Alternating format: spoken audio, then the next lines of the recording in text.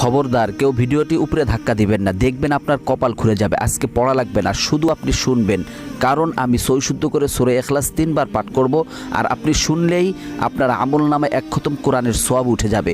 তো চলুন শুরু করা যাক। তো শুরু করার আগে যদি ভিডিওটি ভালো লাগে অবশ্যই চ্যানেলটি সাবস্ক্রাইব, ভিডিওটি লাইক এবং ভিডিওটি শেয়ার করার অনুরোধ করছি। তো চলুন শুনে আসি 3 বার। বিসমিল্লাহির রহমানির রহিম।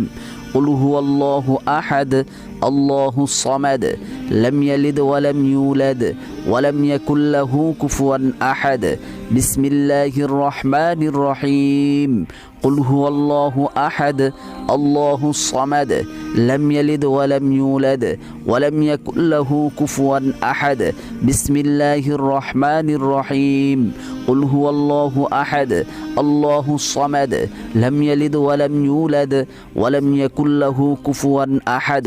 যারা শুনেছেন তাদের আমলনামায় 1 খতম কোরআনের সওয়াব উঠে গিয়েছে।